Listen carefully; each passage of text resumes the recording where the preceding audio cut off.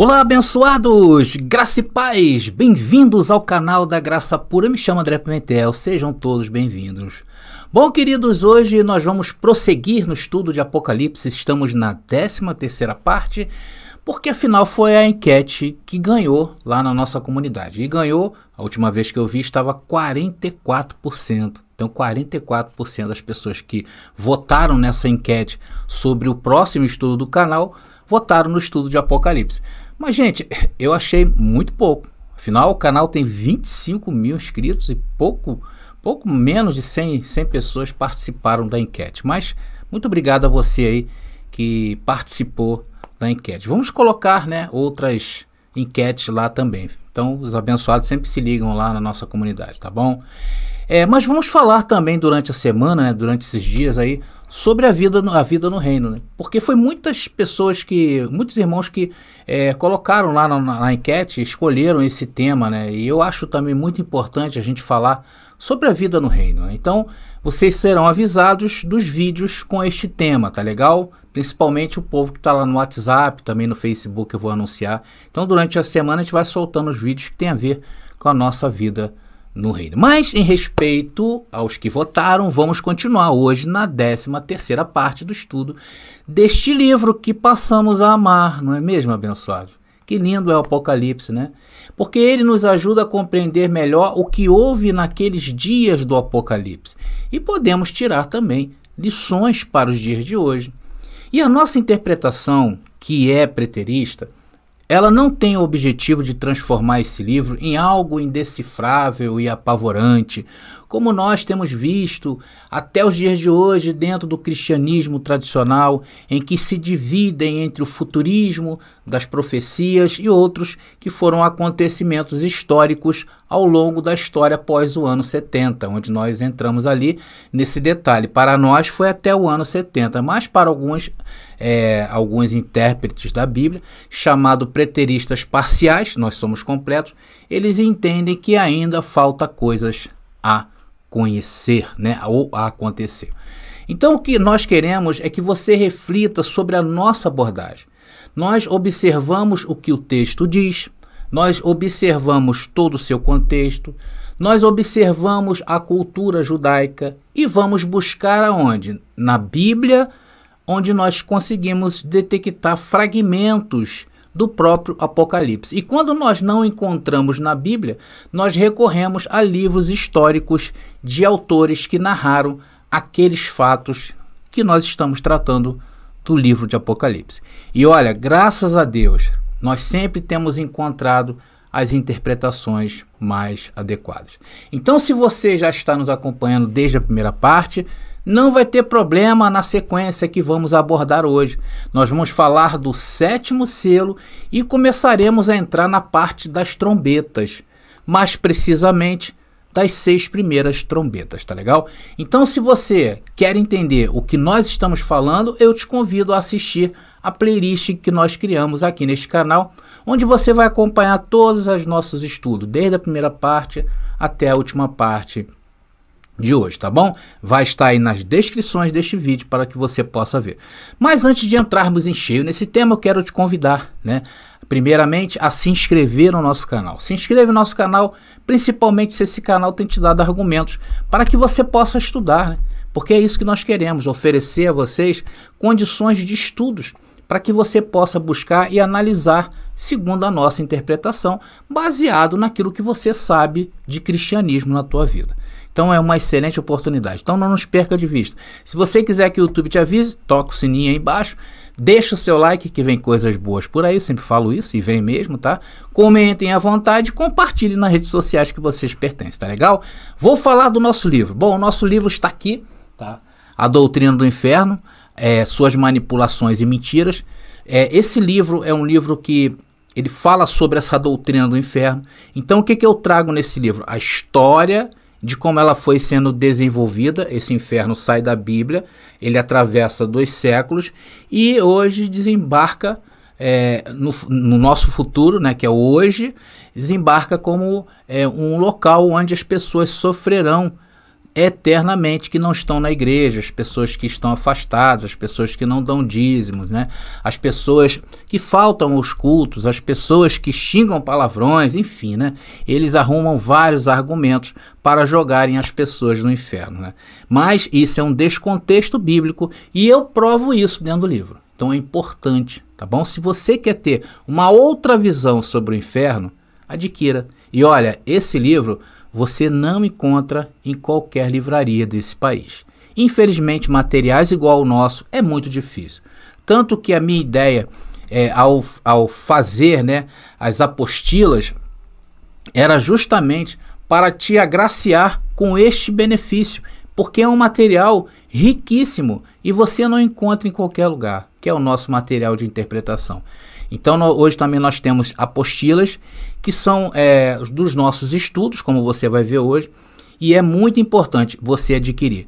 Cada apostila, elas são 10 temas e hoje nós temos exatamente 10 apostilas. Então, se você quiser aí se inteirar deste assunto, se você quer se basear, se você quer ter mais argumentos, principalmente para você que já está acompanhando há tempo as nossas interpretações e já seguem o mesmo tipo de pensamento nosso, é importante você adquirir essas apostilas.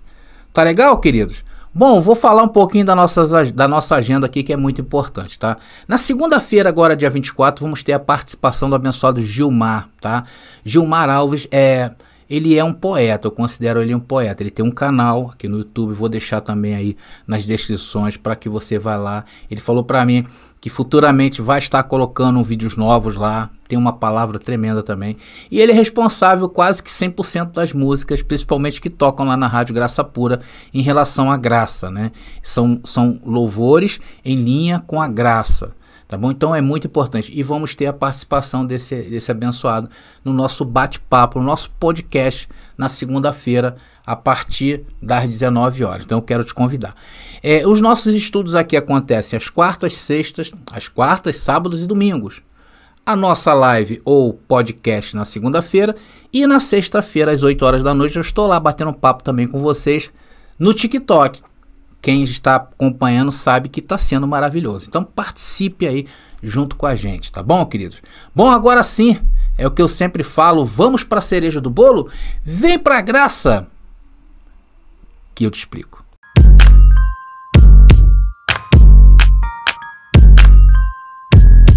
Vamos correndo?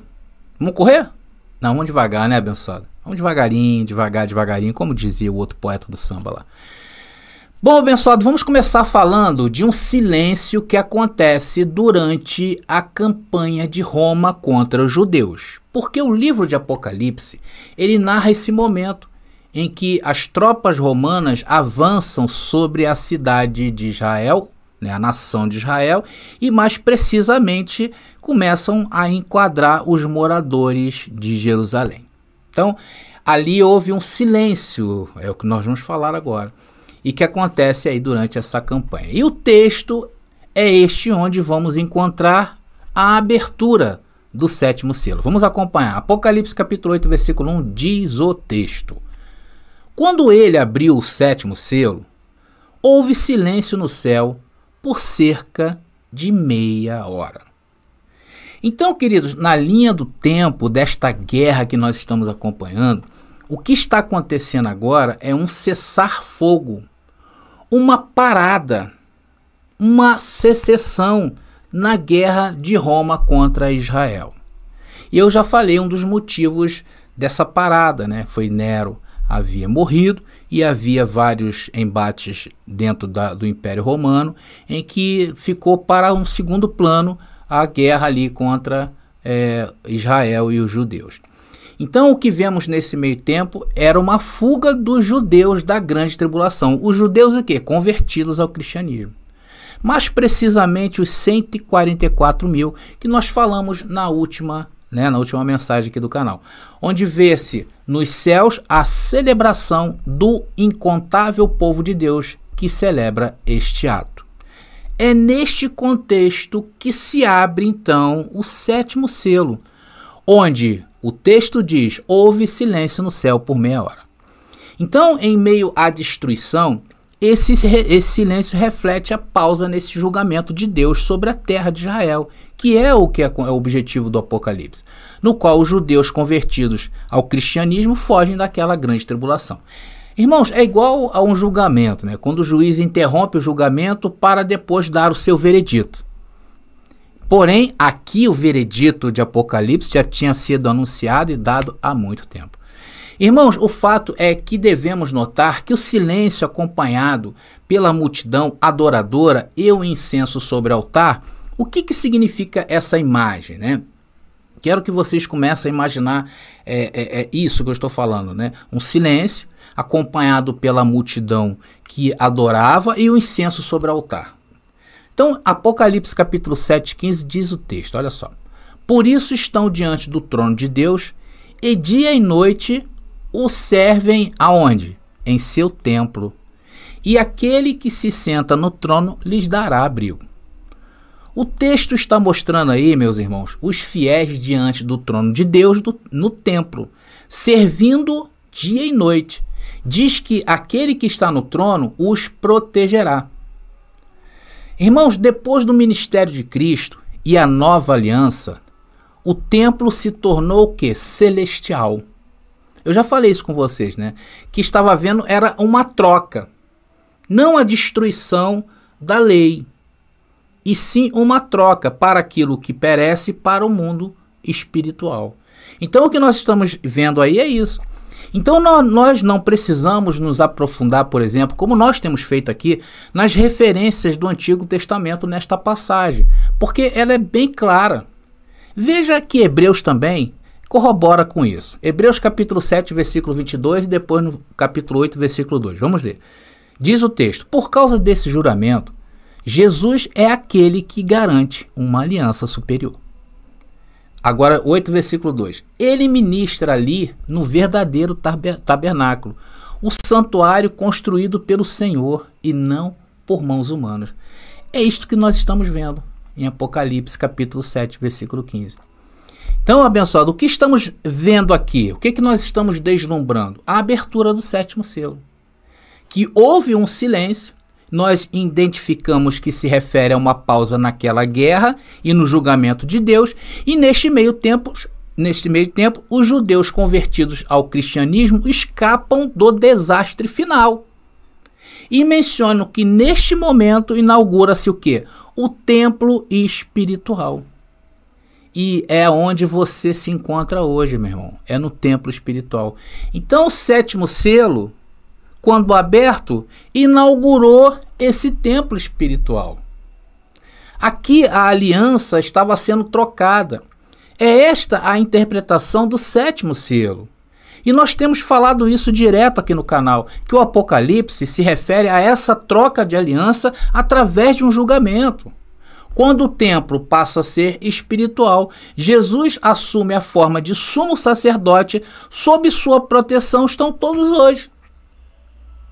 Moisés, irmãos, ao subir o monte, né, ele recebeu uma aliança para este mundo. Jesus recebeu uma aliança superior, que é espiritual. Depois vocês leiam o Apocalipse capítulo 4 todo, onde mostra essa cena, tá? Que é o que está acontecendo aqui, uma recriação do que aconteceu no Sinai, sendo que agora no âmbito espiritual. Vamos ler Apocalipse capítulo 4, versículo 1 e 2 somente? Vamos ler, diz assim.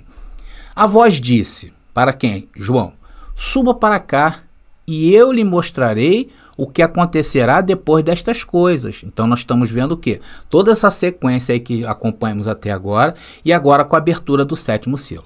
E no mesmo instante fui tomado pelo Espírito, e vi um trono no céu, e alguém sentado nele.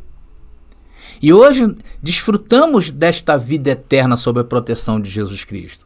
E o que estamos deslumbrando, o que estamos vislumbrando agora, é este grande momento de solenidade, quando um grande e profundo silêncio cai sobre a multidão adoradora por toda a imensa construção do templo espiritual. A imagem que vemos é, enquanto dentro do próprio santuário, o sacerdote, na figura de anjo, colocava o incenso sobre o altar de ouro e a nuvem de perfume subia. Veja bem, abençoado, Apocalipse capítulo 8, versículo 1 ao 4, diz o texto. Ao abrir o sétimo selo, fez-se silêncio no céu por cerca de meia hora. Então veio outro anjo e pôs-se diante do altar com um incensário, orou. E muito incenso foi dado a ele para acrescentar às orações de todos os santos, sobre o altar de ouro que estava diante do trono. E na mão do anjo elevou a fumaça do incenso à presença de Deus com as orações dos santos. Irmãos, é isto que nós estamos assistindo, espiritualmente falando. Toda essa solenidade era uma resposta à grande pergunta do livro, que eu falei anteriormente. Quem vingará o sangue dos inocentes? E nesta imagem, nós estamos vendo uma das respostas para aqueles judeus que se arrependeram e se tornaram os primeiros cristãos. O sétimo selo, é isto, a troca de aliança entre Deus e a humanidade. O que aconteceu no Sinai agora foi representado aonde? No âmbito espiritual. E a fumaça do perfume nesta cena é o momento solene deste acontecimento. É uma maravilha, queridos. E aqui nós estamos fazendo o quê? Nós encerramos então o ciclo dos selos. Nós vimos todos os 7 selos. E vimos também a correspondência destes 7 selos, que corresponde a um período de tempo. E nós estamos obedecendo essa cronologia de tempo. Por isso que aqui a nossa interpretação, irmãos, é diferente do sistema religioso. Porque eles creem que haja um paralelo entre selos, trombetas, né? Entre taças, que nós vamos ver as trombetas, depois vamos ver as taças, e a gente vê que não há um paralelo. Não é isso que nós estamos vendo em nossa interpretação. Veja nesta imagem que eu criei, tá? Para vocês entenderem como nós estamos desenvolvendo essa nossa interpretação. Veja bem, tá aí a imagem aparecendo. Então você vê uma data, aí você vê ali a parte de cima são os acontecimentos históricos e a parte de baixo se refere aos livros de Apocalipse. Então, seguindo no tempo, vamos passar a parte das trombetas e começo falando das 6 primeiras, tá bom?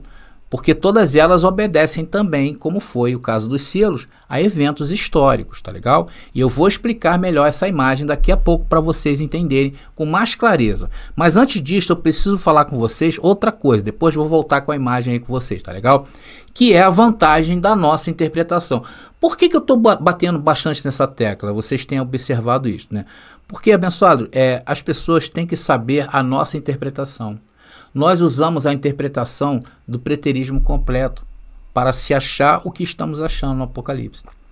Então essa é uma interpretação mais adequada à própria Bíblia. Ela também é linda e limpa. Não é isso que nós estamos vendo? Essa é a vantagem da posição preterista sobre as demais interpretações. E a principal delas é que o livro do Apocalipse ele pode ser analisado em relação aos eventos históricos e não a algo solto no tempo, porque nós limitamos o tempo de uma geração ao acontecimento de todas as coisas do Apocalipse, diferente dos preteristas parciais, que eles procuram eventos na história e querem significar o Apocalipse. Para isso eles terão que fazer a famosa exegese, e a exegese ela nunca é muito certa, porque por exemplo, existe um entendimento que a primeira trombeta, ela se refere a um grande vulcão, que foi em 79 DC aqui, foi Vesúvio, né? Se não me engano, foi o vulcão Vesúvio. Eles atribuem ali como a primeira trombeta, e assim vão seguindo na história. Mas nós não entendemos desta maneira, estamos mostrando por quê. Porque fora desse contexto temporal, né, fica impossível uma definição exata para um livro tão simbólico como este livro. Por isso que o sistema religioso, principalmente o futurista, patina sempre em suas interpretações. E como nós analisamos este livro? Bom, no simples modo, ad quem mod, já vou falar dessa expressão, é uma expressão em latim que neste contexto de interpretação seria o de analisar o destinatário e o receptor das mensagens contidas no livro. É isso que nós estamos fazendo. Ou seja, na perspectiva do ciclo profético, que para nós está fechado. É isso que o preterismo completo faz em suas interpretações. Assim como também é mais fácil entender as profecias do Antigo Testamento, como as encontradas em Daniel capítulo 2, em Daniel capítulo 7, quando olhamos para a sua realização histórica. A gente faz o quê? Vai lá na história, vê o seu cumprimento, e isso, irmãos, é tremendamente elucidador. Vocês vão ver uma passagem que eu falo de uma parábola, vocês vão ouvir mais à frente, vocês vão entender isso que eu estou falando. Então a gente vai lá na história, vê o seu cumprimento, e isso, irmãos, é o que fazemos. Da mesma forma, é mais confortável compreender o livro do Apocalipse quando analisamos em relação aos eventos históricos que o cercam. Agora eu vou voltar com a imagem e agora eu vou explicar para você, tá bom? Coloca aí a imagem, por favor. Então, olha só, o que você está vendo nessa imagem, conforme eu falei, é a linha do tempo. De quê? Da revolta judaica, da grande batalha que estava acontecendo. Junto com os acontecimentos que já falamos até agora nessa série de mensagens sobre este livro. Ali na primeira data, que começa no ano 66, em Apocalipse capítulo 5, nós vemos exatamente quando começa. E a primeira fase vai até os acontecimentos dos 6 primeiros selos de Apocalipse capítulo 6 e vai até o ano de 69. Depois nós vemos os 144 mil selados de Apocalipse, Apocalipse capítulo 7, entre junho de 69 e abril de 70, quando há uma pausa, quando há um silêncio na campanha romana. É aqui que os 144 mil saem de Jerusalém. E agora as trombetas e as pragas subsequentes, que serão detalhados para vocês a partir de agora, que correspondem ao quê? Ao cerco de Jerusalém, de abril do ano 70 depois de Cristo a setembro, e os eventos subsequentes da guerra. Vocês entenderam? Essa é a forma como nós estamos apresentando para vocês, que nós interpretamos as Escrituras, juntinhos na linha do tempo, cercando ali certinho, não deixando passar nem ponto nem vírgula. Tá entendendo? É claro que eles fazem perguntas, suposições sobre nossa interpretação, como nós também fazemos a eles. Então, é sempre uma visão interpretativa, tá legal? Agora sim, vamos falar das 6 primeiras trombetas. Vamos ler aqui Apocalipse, capítulo 8, versículo 2 e 6. Diz o texto: E eu vi os 7 anjos em pé diante de Deus, e eles receberam 7 trombetas. E os 7 anjos que tinham as 7 trombetas preparavam para soar. Então, irmãos, presta atenção. Apesar da correspondência geral entre o desenvolvimento da guerra e a profecia do Apocalipse, como estamos analisando sob a linha do tempo, nós não devemos nos esquecer que não se deve esperar uma cronologia exata entre a profecia e seu cumprimento, como explicado acima. Então não é a gente vai cravar 12 horas do dia 7 de julho de tal ano. Não é assim que acontece.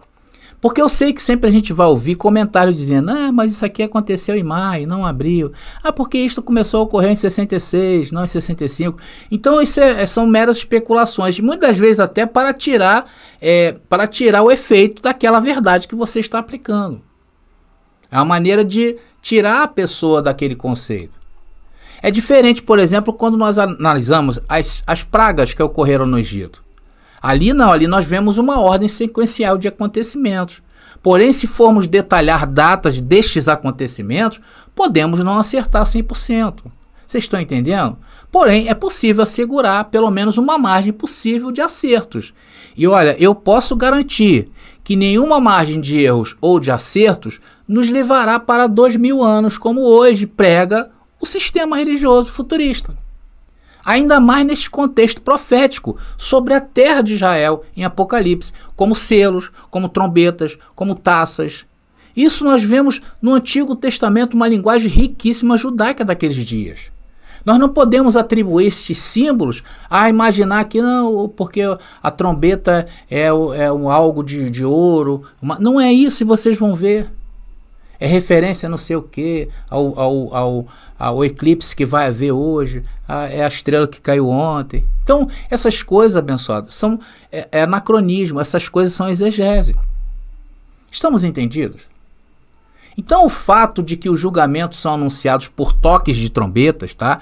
De Apocalipse do capítulo 8 até o capítulo 11, não é uma coincidência ou muito menos um acidente. Há um propósito por trás do uso da trombeta, como um sinal de alerta para os eventos que estavam por vir, tá? Então há um porquê ser trombeta, e não um clarinete, não uma sanfona, e não um saxofone. Esse uso de trombeta, irmão, pode ter uma conotação simbólica ou litúrgica e deve ser visto como um elemento importante na narrativa do livro do Apocalipse. Aí vamos lá atrás, vamos voltar. Lá no antigo Israel, as trombetas eram usadas o quê? Para preparar as tropas para a batalha e também foram usadas para destruir as muralhas da cidade pagã de Jericó, conforme está escrito em Números capítulo 10, versículo 9, Juízes capítulo 3, versículo 27, 1 Coríntios capítulo 14, eu acho que não é 1 Coríntios não, acho que é Crônicas. Depois eu vou ver para vocês, nós vamos botar aí, 1 Coríntios capítulo 14, versículo 8, e Josué capítulo 6, versículo 16. Então, por outro lado, as trombetas do Oriente Médio não são instrumentos de bronze que emitem um som agudo e estridente, como estamos acostumados a ver em gravuras. Já viram? Em várias artes que eles fazem, a trombeta é enorme, aquela de ouro, né? Mas sim, dentro da história judaica, o que eram as trombetas? Longos chifres e ocos de animais, principalmente do carneiro. Elas emitem um som profundo e forte, conhecido como shofar. Já ouviu falar do shofar? Devido a isso, é muito comum associar o som da voz de Deus com o toque de uma trombeta, que seria o toque do shofar. Como nós vemos lá em Êxodo capítulo 19, versículo 16, e lá em Apocalipse capítulo 1, versículo 10, e várias outras versões, tá bom? Eu estou contextualizando vocês dessa cultura judaica, tá bom? Da cultura bíblica que é judaica. Da cultura bíblica que é judaica. Mas aqui vocês sabem, mais uma vez, uma crítica aos futuristas. Eles viajam. Tem gente que toca até shofar em cultos, porque fala que é a presença de Deus. Amém. Irmão, acha assim, amém. Então, o significado das trombetas refletem a voz de Deus. Aqui em Apocalipse, Jesus, em sua manifestação celestial, indicam as tropas que ele organizou para julgar Israel, que eles avançam sobre ela para a sua destruição. Vocês estão entendendo? Olha só que simbolismo muito forte nós temos em Apocalipse. Agora vamos analisar a primeira trombeta. E aqui nós faremos uma consideração bastante importante. Vamos ao texto. Apocalipse capítulo 8, versículo 7, que nós já lemos, tá? Não vou ler de novo. Irmãos, o texto está nos mostrando a primeira trombeta. Quando tocou, foi lançado sobre a terra o quê? Granizo e fogo misturados com sangue. Há versões que falam que foi uma pedra, tudo bem. E diz que essa pedra atingiu um terço da terra, queimando também um terço das árvores, como também de relvas. Acho que a palavra terra, irmão, para vocês aí é bem tranquilo, né? Aqui não é cosmos, tá bom? Nós estamos vendo um evento ocorrendo na terra prometida. Isso mesmo, dentro de Israel. Por isso que nós não podemos avançar no tempo após o ano 70. O futuro de Apocalipse foi até o ano 70. Ali se findou. Passou disso, meu irmão, é procedência. Como diz o outro, é procedência maligna. Então, esse tipo de linguagem é bem comum no Antigo Testamento. Lá em Ezequiel capítulo 5, quando Jerusalém também foi considerada ou condenada, ela cai aos pés de Babilônia.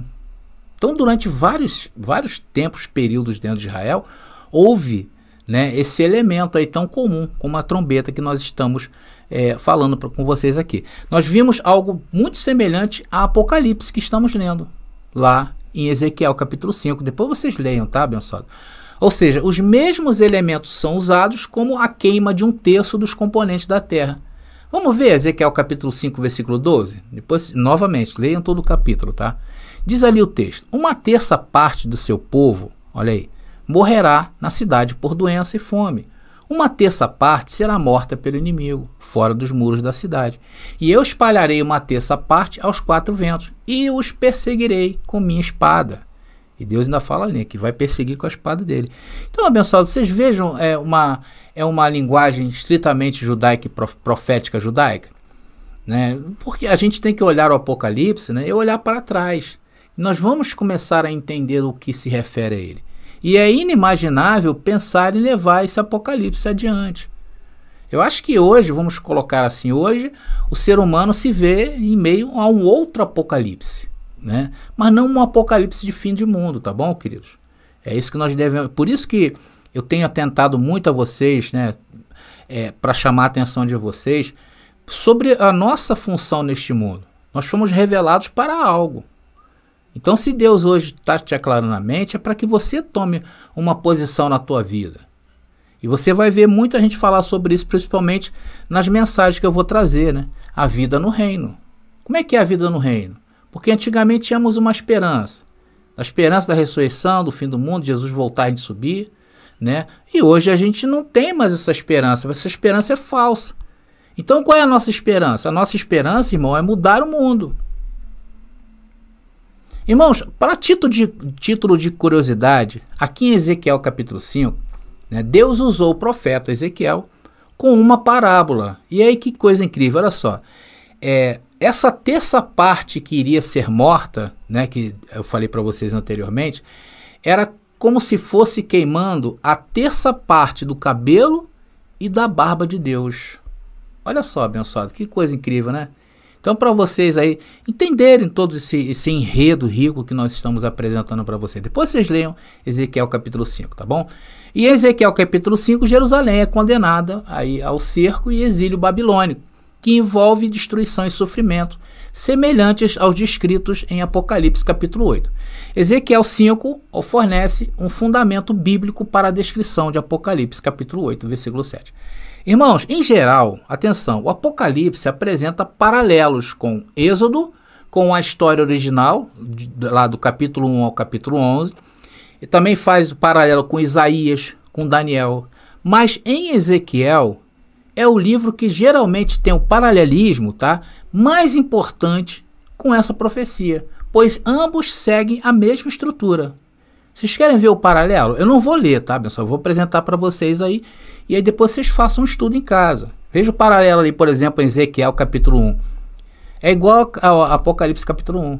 O Ezequiel capítulo 2 é igual ao Apocalipse capítulo 5, até o versículo 10. Ezequiel capítulo 5, 9 e 10 é igual ao Apocalipse 7 e 8. Então as trombetas, como os selos, são o quê? Flagelos de Deus para Israel, através dos romanos, mas também há juízos que se manifestam na natureza. Estamos entendidos? Veja, por exemplo, o anúncio do julgamento de Deus de acordo com Levítico capítulo 26, Deuteronômio capítulo 28. Está aparecendo para vocês aí as referências, tá, abençoado, no chat que eu estou colocando. Ela inclui sempre intervenções de guerras e desastres naturais. Depois seria muito importante vocês anotarem. Tá? E quem for adquirir essa apostila, está na apostila número 10, vai estar tudo escrito lá para vocês acompanhar esse estudo com mais clareza e entendimento do que somente está falando aqui. Tá bom? Então sempre inclui intervenções de guerra e desastres naturais. Tá bom? Ou seja, é comum nas profecias judaicas de todo o Antigo Testamento, e como o Novo Testamento também, que é o seu complemento, é muito comum esse uso. Por isso que nós não podemos achar que o Novo Testamento, apesar de ter sido escrito em grego, é diferente do Antigo Testamento. Não, um é complemento do outro. Não é uma nova história acontecendo em Jesus, quando Jesus nasce. Uma nova história começa quando o templo vem abaixo. Porque o templo representava a lei. Enquanto o templo estivesse de pé, a graça não entraria no mundo. Como eu mostrei no começo, sobre o início do templo espiritual. Porque Jesus falou, né? Nem em Jerusalém, nem no monte. Mas agora seria onde? Dentro, espiritualmente. Tá entendendo, abençoado? Então é muito comum, tá, as pessoas desassociarem uma da outra, tá? Mas não podemos fazer isso. Então a presença de fenômenos naturais não é algo novo. Lá em Apocalipse capítulo 8, versículo 5, indica o quê? Houve trovões, vozes, relâmpagos, terremoto. E esse texto dessas coisas acontecendo, nós encontramos aonde? Nos relatos de Flávio Joséfo. Vamos acompanhar um deles? Diz o texto. Aconteceu que houve uma tempestade prodigiosa durante a noite, com uma violência incrível, ventos muito fortes, uma chuva torrencial, relâmpagos contínuos, trovões terríveis e horríveis, tremores e contorções da terra, como um terremoto. Essas coisas manifestavam que alguma destruição estava vindo sobre a humanidade, pois o sistema mundial foi lançado em desordem, e qualquer um poderia adivinhar que essas maravilhas prometiam uma grande calamidade por vir. Está lá a referência, tá bom? E com relação à primeira trombeta, Apocalipse capítulo 8, versículo 7, novamente, olha só, diz ali: o primeiro anjo tocou sua trombeta, e foram lançados sobre a terra granizo e fogo, misturados com sangue. Um terço da terra pegou fogo, e foi queimado um terço das árvores, além de toda a relva verde. Então vocês observam que os romanos destruíram as colheitas dos judeus para prejudicá-los e cortaram suas árvores para fazer aterros e elementos de guerra, conforme documenta Joséfo. Vamos ler? Diz ali o texto. Ele, Tito, esse Tito é o general, tá bom, queridos? Também deu ao mesmo tempo licença aos soldados para incendiar os subúrbios e ordenou-lhes que recolhessem madeira e levantassem diques contra a cidade. No outro texto, voltou a erguer seus taludes, né, o taludes, embora mal conseguissem o material e a madeira, pois já havia devastado todas as árvores vizinhas da cidade para erguer as primeiras. Então vocês vejam que está acontecendo ali um desmatamento, né, irmãos? Está acontecendo ali. É isso que está falando a primeira trombeta. Então, com relação à segunda, é isso que está falando a primeira trombeta. Agora, com relação à segunda e à terceira trombeta, que está lá em Apocalipse capítulo 8, do versículo 8 ao 11, onde a água é danificada, pode-se ver outro efeito da campanha romana contra Israel. Mas essa história que eu estou mostrando para vocês, nós vamos deixar para uma outra hora, tá legal? Acho que até aqui a primeira trombeta já praticamente está bem clara, tá bom? Então vou resumir para vocês a primeira trombeta, o seu significado, tá? Qual é o significado quando ela foi tocada? Qual é a interpretação e o acontecimento? Ela anuncia o começo do fim. Ela anuncia o juízo de Deus sobre a terra, que levará ao fim dos tempos e ao estabelecimento do reino de Deus na terra. Irmãos, esse é o contexto limpo do texto explicado em seu tempo. Por mais que hoje olhamos os dias e encontramos, atenção, desafios, né, como muitos falam do chip, junção das moedas, né, da realidade dos robôs, agora está se falando muito isso aí com a inteligência artificial e tantas outras coisas que para nós é um mistério e desafio, porque cada evolução que vai chegando, irmão, você sabe que vai causando desemprego.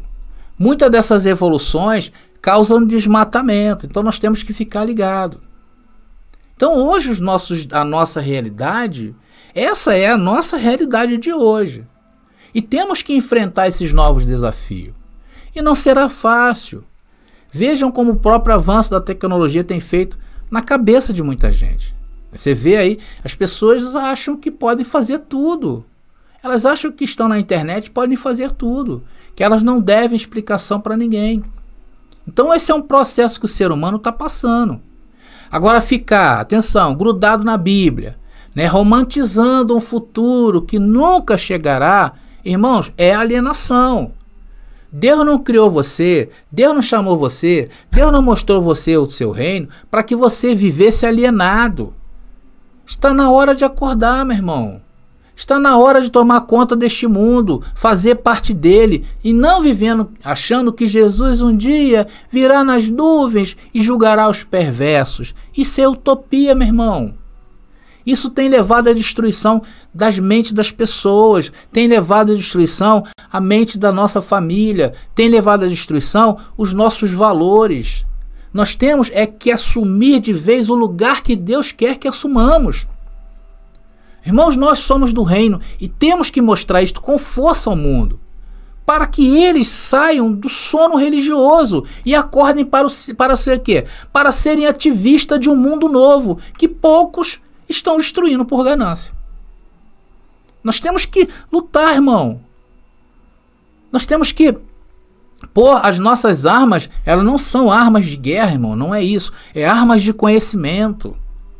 Não é isso você ir para a estrada, fechar a estrada. Não é isso não, pelo amor de Deus. Vocês estão entendendo isso aí. Nem para congresso quebra. Não, isso não é solução, isso é burrice. Isso é burrice. Nós temos a arma mais letal que todo ser humano é capaz de se subjugar, que é o nosso conhecimento. É para isso que você foi chamado. Você foi chamado para fazer a diferença. Escreve aí, irmão, no chat, no comentário. Eu vim para fazer a diferença. Então, meu querido, siga nessa força. É para isso que apresentamos a interpretação preterista completa da Bíblia, para você acordar. Rei, desperta tu que dormes. Põe-te de pé e Deus vai te esclarecer. Então, abençoados, estamos chegando ao fim de mais uma mensagem, tá? Então, ficamos acertados que no próximo vídeo, próximo estudo, tá? Vamos continuar falando aí das trombetas e se prepara que vem muita coisa por aí, tá bom? E estamos linkando isso tudo com a linha do tempo, né? Com o processo ali histórico que está acontecendo, que é a marcha de Roma sobre Jerusalém, tá bom? Lembrando que esse e outros temas estão em nossas apostilas, tá legal? Então eu vou ficando por aqui, abençoado. Obrigado a todos vocês que estiveram conosco até agora. Graça e paz. E até a próxima mensagem. Você pediu nossos estudos em apostilas? Já chegaram e estão disponíveis. Elas estão divididas em 10 temas com referências, esboços e comentários. Ideal para quem quer ensinar em família, em reuniões ou mesmo para quem deseja abrir um canal no YouTube. Faça contato agora mesmo pelo nosso WhatsApp 21 979 87 46 68 21 979 87 4668. Nossas apostilas foram feitas para você ensinar com qualidade e harmonia com a palavra. Já está disponível o livro As Doutrinas do Inferno e Suas Manipulações Dentro das Igrejas. Adquira hoje mesmo.